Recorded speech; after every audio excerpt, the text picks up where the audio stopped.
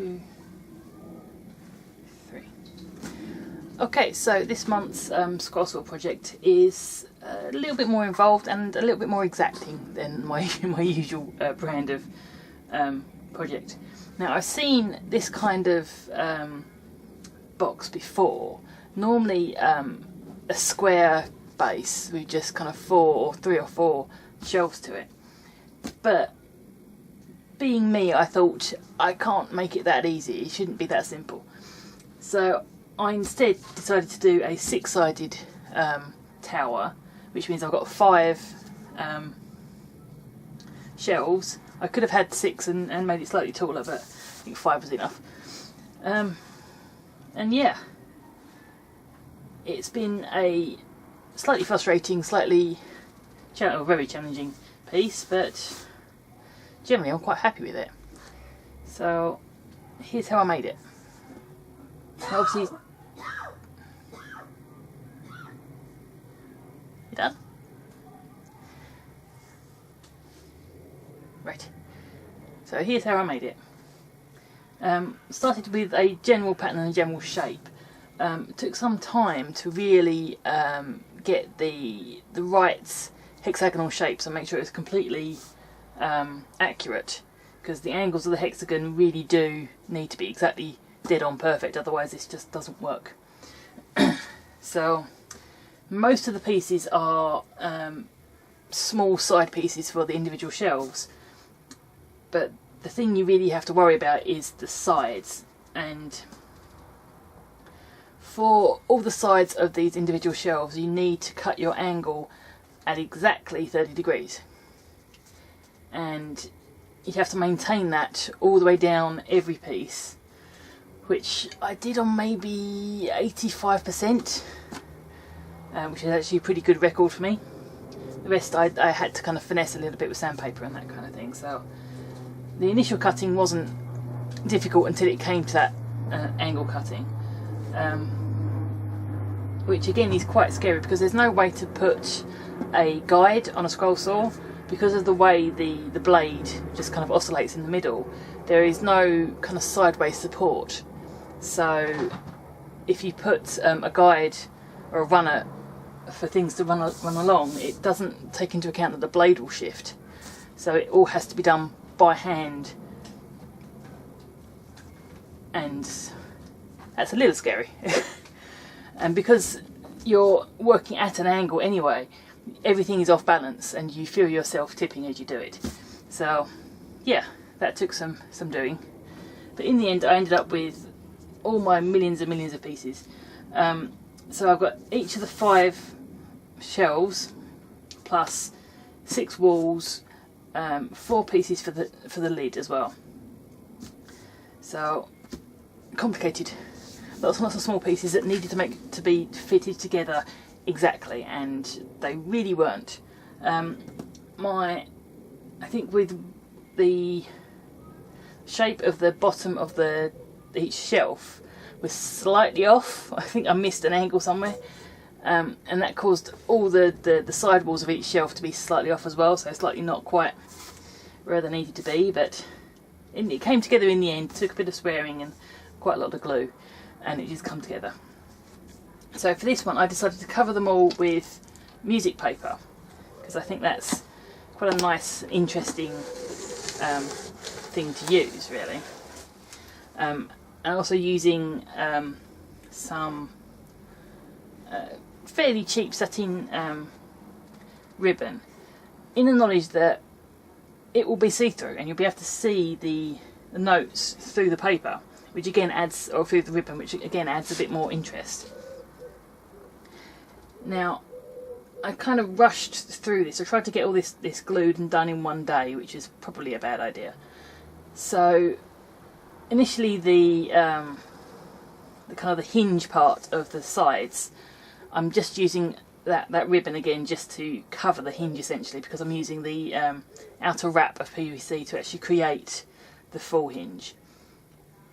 And that's a little bit tedious to try and get on and get neat and tidy and straight, and to get it to stick completely. I was using my little bulldog clips, but one or two of them have a little bit of rust or something on the inside, and that has come through, it's come off. So there's not much I can do about that at this stage, but I didn't notice it so much when I was making them. So yeah, each of the uprights for the wall has a couple of slots in the back for the drawer to slot into, but there's no way to to support the top half of the drawer. I was debating whether or not to try and hammer in a couple of pins at the top, but when I tried I just couldn't get a decent angle on the hammer to get a pin in straight. So yeah, I end up having to resort to super glue in the end. But you'll see here that I'm rushing through. I'm trying to do this all in one afternoon. So I'm trying to get the shelves stuck on and then lined and ready to go really quickly, which was a bad idea because I didn't give the shelves time to really set in place and get solid. So I then had to come back later on with the super glue and essentially pull them off and then re-stick them so they were solid and stable, because they need to sit very neatly together, otherwise the whole thing just doesn't work, doesn't move correctly, they jam against each other. So I left this, I got frustrated with it and left it overnight and then came back and finished it. So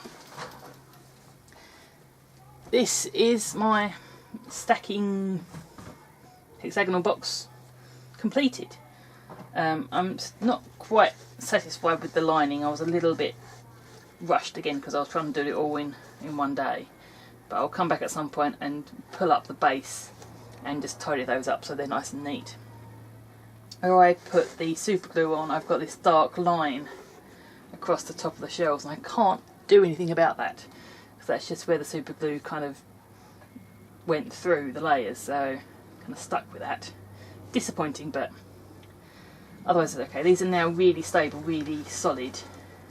They're not going anywhere and the whole thing moves really freely. And admittedly it's not as good as I hoped it would be, but it's come out really quite well. I've decided on two closures, one just to kind of clip the bottom edge and then one for the lid. The way this is designed, you've got the hinges on the back panel right next to what you would call the front panel. So it's not ideal because hinges are normally hidden, but I think it comes out okay. I could have put the hinges on this side over here, but then that would have had the lid hanging randomly somewhere in the middle and that wouldn't have looked quite right. What I have included is an extra piece just in here, which is just the same size as the gap, so that when that sits down there's no shifting or movement of the walls here. There was a little bit, not too much. And where I've bound over the edges with the ribbon, I've also then covered that edge with some more music paper, just for one, to tidy up the edge, because where the ribbon was sitting on the PVC it was going dark and looking a bit nasty. So just to do that and to follow on the theme, to cover the edges quite neatly. This may well degrade over time with being folded and unfolded, so I'm debating whether or not to put some wax on it or give it a coat of PVA or something just to give it some strength. It's already started to kind of break down a little bit here and here, so we'll see about that.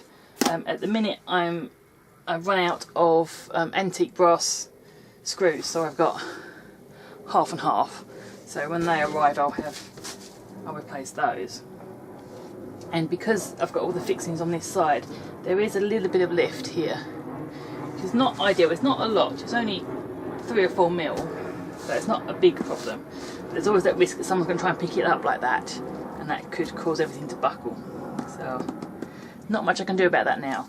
If I make another one of these, I will put the hinges on the back, or I will put the bracket across the corner here, so I've got 2 parts of a bracket, and then put the hinge on the back. So again, I'm kind of spreading the load, because admittedly this doesn't really need this bottom one here, but it still gapes if you leave it. So yeah, it's not a bad piece. It does what I want it to do. If I make one again, I'm going to see about getting a hexagonal mirror and making it kind of more of a jewellery box. It still is a jewellery box, but that kind of style of jewellery box with a mirror on. But it still opens quite nicely. I had to slightly bend over the loop of the latch to get it to fit over the corner, but that's fine. So here I've got my 5 shelves. As I said, I could have done another one and had a full kind of a 6, which would have made it that much taller, a couple of inches taller, which I may well do in the future once I've kind of gone over the pitfalls and I know where the issues are for the future anyway. So I do quite like this design, and I prefer this to one of those little square ones that are a little dinky. That was what I was going to make originally, but I thought no, that'd be too easy. So yeah, this is my hexagonal tower box. Pretty much completed. A couple of little niggles and little bits and pieces to do, but other than that, I'm done. I'm fairly happy with this. So this may well end up on my stall if it's not claimed by someone in the house. So yeah, and I'll put the plans for this up on my blog, I think, so they're available if you particularly want to try. For the top, I've got essentially 4 layers of ply here, so they're just sandwiched together. I was going to pad the top, but I wanted it a little bit more solid, so I ended up putting just the wood on top and then the PVC. And I've used my go-to brass pins on the top, which won't match then the latch and things, so I'm going to have to go over those and just kind of bring the colour down slightly so they match in. But otherwise, I'm good, I'm happy. And that is my hexagonal tower jewellery box. And I'll see you again next week.